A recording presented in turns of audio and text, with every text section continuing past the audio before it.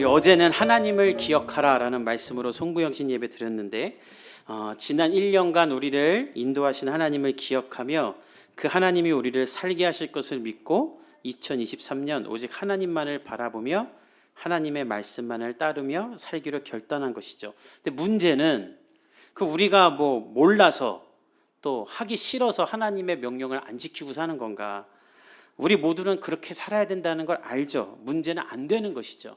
여러분 모두가 다 아침에 일어나면 제일 먼저 일어나서 경건하게 큐티하고 기도하고 주님을 찬양하는 하루를 살겠습니다 하고 살고는 싶지만 아침에 일어나서 소리 지르고 막 빨리 씻고 출근하기 바쁜 이 삶의 현실 가운데 우리는 살고 있죠. 어떻게 해야 우리가 하나님의 말씀에 따라 살 수 있는가? 그 방법은 단 한 가지인데 하나님의 사랑을 경험하고 하나님을 사랑하게 되면 저절로 그렇게 되는 거예요. 마치 이런 것과 같아요. 제가 20대 후반에 가장 감명 깊게 봤던 그 영화가 하나 있어요. 초속 5cm라는 일본 애니메이션 영화인데 아주 감수성 포텐 터지는 영화예요. 지금은 절대 그런 영화를 안 보죠. 지금은 그냥 무조건 액션 영화, 자잘한 거 이렇게 막 신경 안 쓰고 그냥 가만히 볼 수 있는 영화만 보지만 저도 감수성 어릴 때는 그걸 봤어요. 근데 너무 감명 깊게 보고 이 영화 배경지가 어딘가 너무 궁금해서 찾아보기도 하고 또 OST가 너무 좋았어서 그때는 한국에 그 영화의 OST가 없어서 제가 일본에 있는 사람에게 그 OST CD 좀 달라고. 그래서 그 친구가 중고 CD가에 가서 어렵게 구워서 보내줄 정도로 제가 완전히 그 영화를 보고 동화돼서 빠졌었어요. 근데 나중에 안 사실은 저처럼 그 영화를 너무 감명 깊게 본 사람들이 그 영화의 배경이 되는 곳만 찾아다니는 여행을 할 정도로 이 영화에 빠진 사람들이 많더군요. 그냥 영화를 재밌게 보고 영화에 빠지니까 그 영화를 따라다니게 되는 것이죠. 하나님의 사랑도 마찬가지예요. 우리가 성경 일독해야지, 새해 됐으니까 나 올해 전도 몇 명 해야지, 더 거룩하게 살아야지 이렇게 다짐하는 게 아니라 그냥 여러분이 하나님을 사랑하게 되면 여러분들은 주의 말씀을 읽고 싶어질 것이고 더 예배를 온전히 드리고 싶을 것이고 예수님의 사랑을 전하고 싶은 이 모든 것들이 그냥 저절로 되어지는 하나님 안으로 내가 들어가게 되는 일이 일어나는 거예요. 따라서 저는 여러분들이 2023년 하나님을 사랑하게 되는 한 해가 되기를 간절히 축복합니다. 하나님을 가까이 하자 캠페인을 해서 노력해서 되는 것이 아니라 그냥 저절로 되어지는 여러분의 삶의 자연스러운 현상이자 일부가 되기를 원해요.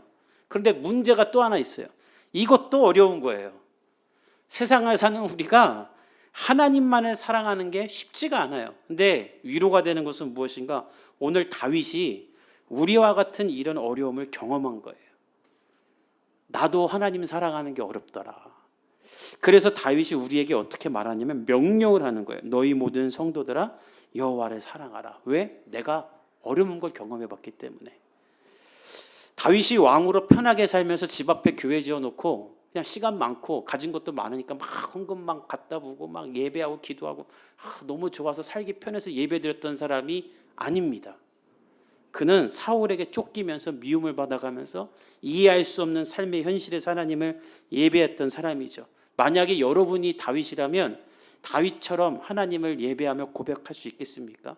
10년을 도망자로 살면서 맨날 이 동굴 저 동굴 가야 되고 남한테 구걸해서 얻어먹어야 되고 이 광야 저 광야로 거처없이 살면서 하나님만은 나의 구원이요 방패라고 10년을 고백할 수 있겠냐는 거예요. 다윗이 그걸 다 겪고 나서 보니까 세상 속에서 하나님은 사랑하는 게 쉽지 않더라. 지긋지긋하더라. 날마다 절망하고 피폐해지는 인생 가운데 하나님 예배하는 거, 하나님 사랑하는 거 너무나 어렵더다 우리에게 말하는 거예요. 2023년 하나님을 사랑하는 것은 아마 우리에게 더 어려워질 겁니다. 우리가 사는 이 세상이 날로 악해지며 날이 갈수록 하나님과는 반대되는 삶, 아니 하나님에 대해 도전하는 삶을 추구하기 때문이죠. 이 세대가 얼마나 악해졌는지 낙태와 동성애와 마약이 완전히 뿌리내리게 됐죠. 우리 어저께 예배 전에 다 같이 피자 먹었는데 우리나라에서는 이제 마약을 피자 한 판 값이면 살 수 있다 그래요. 그러니까 이게 너무 흔해진 거예요.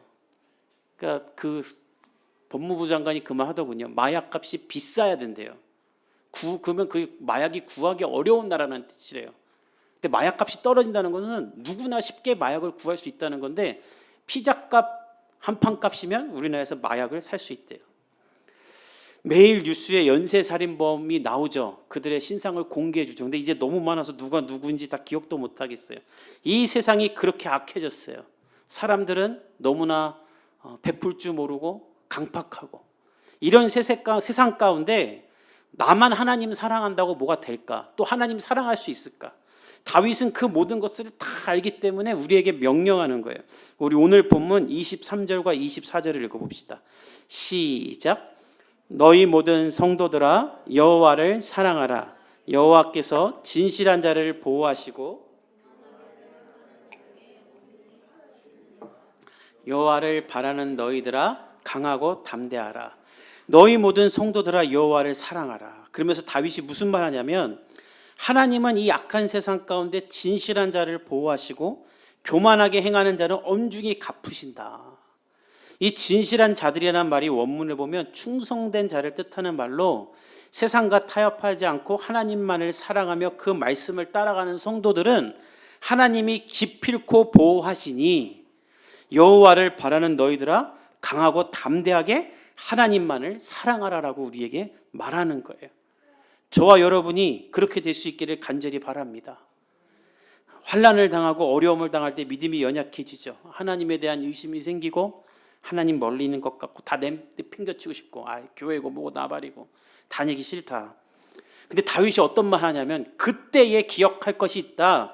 하나님은 반드시 성실한 자를 보호하시고 하나님이 이끄시니 흔들리지 말고 강하고 담대하게 하나님만을 바라보라라는 거예요. 근데 성경에 이런 일이 수두룩해요.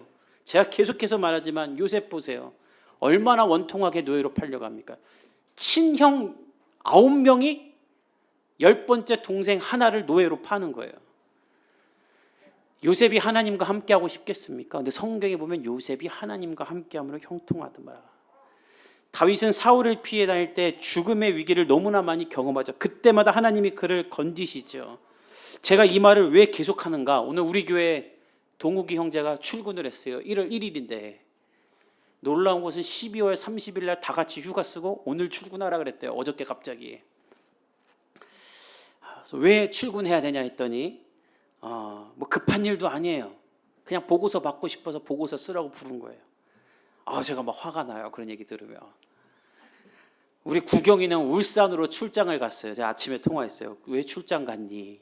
작업량이 안 나온다고 작업량 나오게 하라고 보냈대요. 그러면서 그래요. 내가 오면 뭐 작업량이 빨라지다. 내가 뭐 아저씨들한테 욕하면서 빨리 일하라고 할 수 있는 것도 아닌데 작업량 다 될 때까지 올라오지 말라 그랬대요. 제가 열이 받아요. 제가 니네 상사 전화번호 좀 나 좀 달라고, 내가 목사입니다 하고 전화 좀 해야겠다 이 생각이 들 정도였어요. 다윗도 그런 현실을 다 경험했던 사람이에요. 소망은 이런 우리와 같은 세상 가운데 억울함을 당하는 자들을 하나님은 그냥 두지 않고 높이셨다라는 거예요.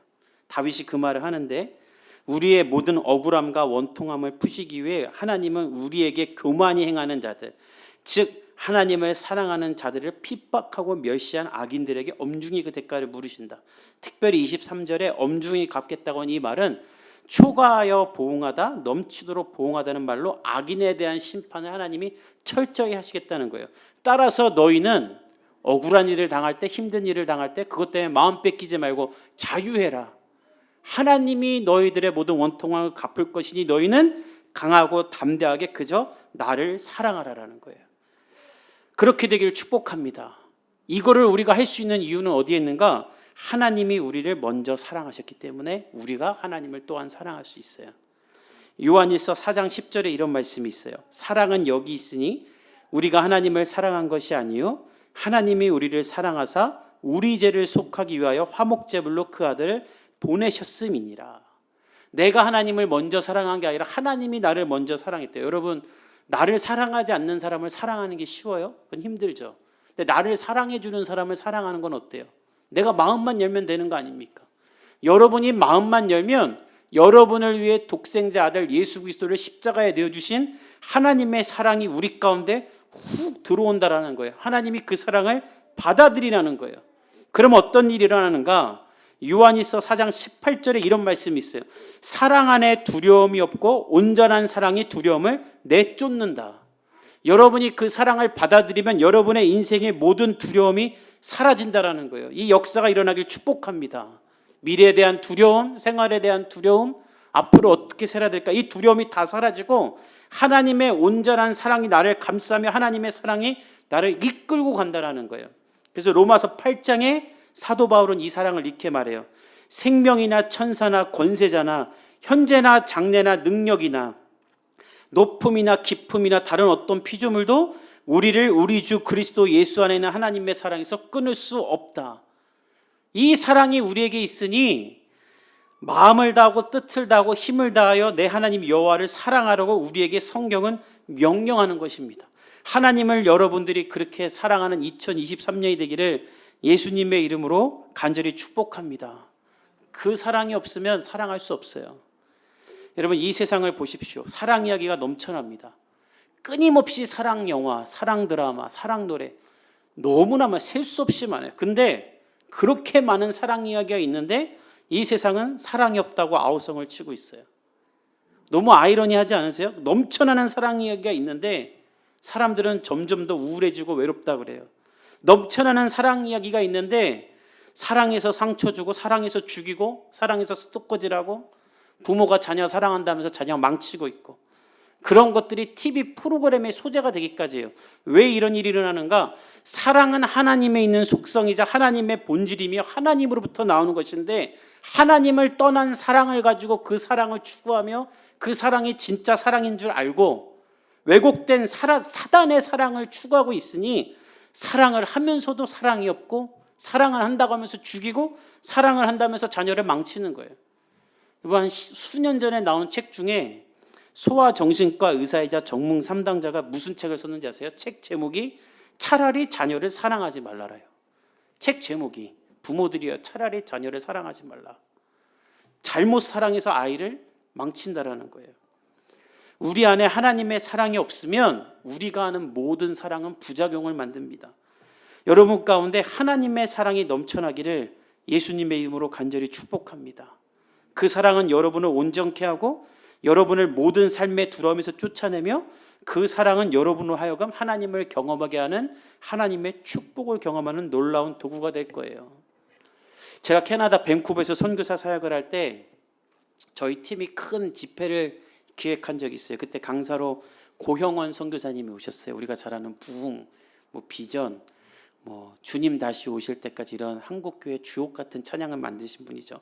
그분이 캐나다 밴쿠버에서 선교 사역을 하면서 그런 찬양들을 많이 만들었었기 때문에 그분을 주 강사로 세웠어요. 근데 그분이 설교를 하면서 간증을 하시는데 밴쿠버에서 선교 사역할 때 본인의 가장 큰 기도 제목은 결혼이었대요. 왜냐하면 선교사가 결혼하는 게 어려워요. 정말 어려워요.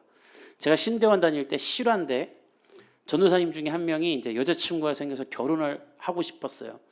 그래서 이제 아내 되는 분 여자친구의 아빠를 만난 거죠. 남자끼리. 근데 아빠가 만나서 첫 질문했대요. 자네가 전도사인가? 네.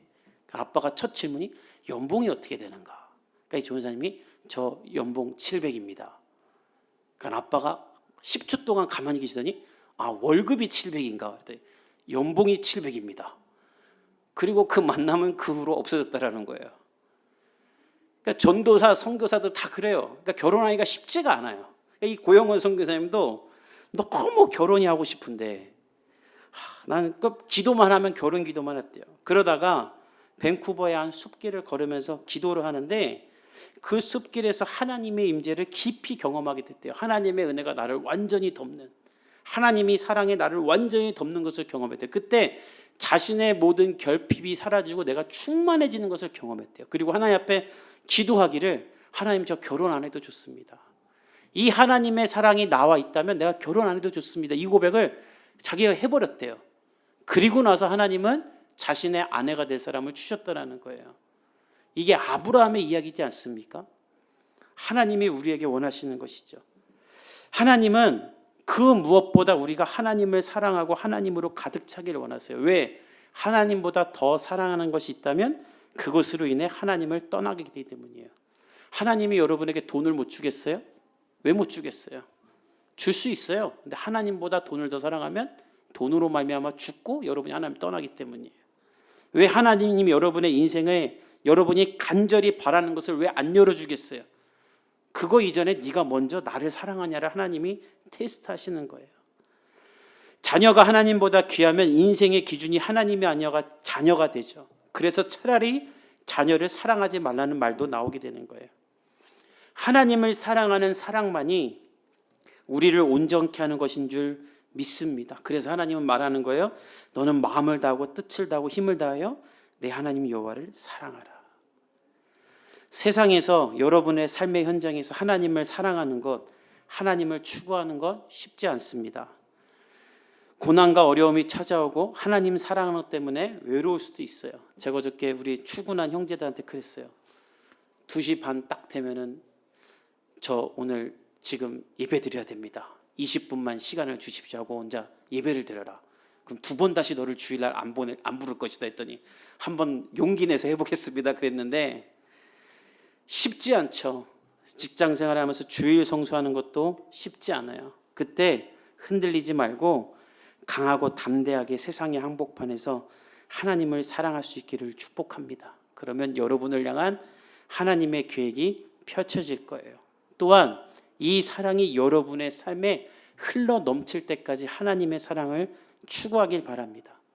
여러분들 물을 받는데 수도꼭지를 열어두면 물이 계속 이렇게 나와서 넘쳐 흐르지 않습니까? 우리가 하나님이 나를 향한 그 사랑을 내가 닫지 않고 계속 받아들이면 어떤 일이 일어나는가? 그 사랑이 내 안에 차고 넘쳐 흘러서 나를 통해 하나님의 사랑이 흘러가게 돼 있어요. 서두에도 말했지만 세상의 사랑 이야기가 넘쳐나는 이유는 진짜 사랑이 없기 때문입니다. 그래서 계속 사랑 이야기 만들어내는 거예요. 아무리 듣고 아무리 봐도 사람들이 만족이 안 돼요. 그러니까 계속 사랑 이야기를 만드는 거예요. 저는 이때 여러분에게 하나님의 사랑이 가득 차서 여러분을 통해 하나님의 사랑이 흘러가는 2023년이 되기를 바랍니다. 내가 누구 도와야지. 내가 선교헌금 해야지. 내가 뭐 해야지. 이거를 작정해서 하는 게 아니에요. 그냥 하나님의 사랑이 내 안에 있어서 안 할 수가 없어야 돼요. 내 안에 하나님의 사랑이 있어서 어려운 사람들을 보면 눈이 가고 아픈 아이가 있으면 도와주고 싶고 나만 잘 살고 나만 넉넉한 것이 아니라 내가 아닌 다른 사람을 위해 사랑을 나누는 거예요. 그게 예수님을 만난 사람들의 특징이에요. 그래서 선교사들이 자기도 가난하면서 더 가난한 사람 돕고 사는 거예요. 왜? 예수님의 사랑이 내 안에 계속 나오니까 나보다 남을 더 돕게 되는 거예요. 제가 아주 가까이 지내는 목사님이 계세요. 독일에서 유학생활 같이 했던, 저를 걷어주었던, 거의 제가 20살 때 독일 유학 가는데 정말 저는 저희 부모님도 참 대단하세요. 유학 가는데 아무것도 안 챙겨줘갖고 제가 정말 아무것도 안 챙기고 갔어요. 밥그릇, 숟가락, 젓가락도 안 갖고 갔어요. 그래서 그 형님이 결혼하면서 다 물려줬어요. 밥그릇까지. 그리고 처음 제가 10월에 갔는데 처음 갔어요. 크리스마스에 혼자 방 안에 있으니까 결혼한 지 2달밖에 안 됐는데 저를 데리고 본인 집에 데려가서 결혼해서 처음 맞는 크리스마스에 저를 두고 잤어요. 현모랑 선우랑 그렇게 할 수 있냐? 그러니까 그렇게 사랑이 많은 분이세요. 근데 개척을 했는데 파주에 초등학생 아이들이 자꾸 오는 거예요. 한 15명, 20명이. 주일날 그 형님 목사님이 아침 10시에 교회 문 열면 아이들이 9시부터 와서 교회 앞에 있대요. 문도 잠겨 있는데. 근데 가난한 애들이 또 아니래요. 다 좋은 집에 산대요. 근데 알고 봤더니 다 한부모 가정 아이들인 거예요. 대부분이. 근데 이 아이들이 교회 오면 목사님 사람이 너무 사랑해 주니까 집이 잘 사는데도 교회에 와서 라면 먹는 게 제일 맛있대요. 그래서 목사님이 물어봤대요. 왜 니네 우리 교회 오냐? 교회 오면 사랑을 받을 수 있다고. 여러분, 초등학생 15명 라면 먹이는 거는요 3,000명 놓고 설교하는 것보다 어려워요.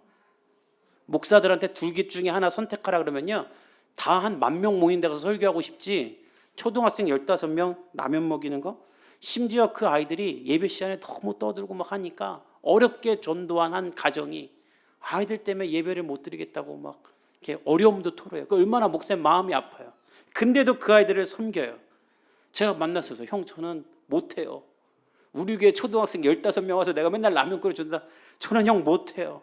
형 어떻게 하세요? 그 두 분 안에 사랑이 넘쳐나니까 그런 일을 하시는 거예요. 다 자기보다 잘 사는 집 아이들임에도 불구하고 우리 안에 이런 하나님의 사랑이 넘쳐나서 우리도 예수님을 전할 수 있는 사람들 되기를 간절히 축복합니다. 2023년 가장 먼저 여러분 안에 하나님의 사랑이 충만하여 하나님을 사랑하는 것이 우선순위가 되어 하나님 안에 거할 수 있길 바랍니다. 그 하나님의 사랑이 여러분의 인생의 두려움을 사라지게 할 거예요. 두 번째, 그 수도꼭지를 잠그지 마십시오. 여러분을 통해 하나님의 사랑이 흘러가 여러분을 통해 예수님을 만나고 주의 사랑을 경험하는 사람들이 늘어나기를 간절히 축복합니다. 우리 함께 기도하겠습니다.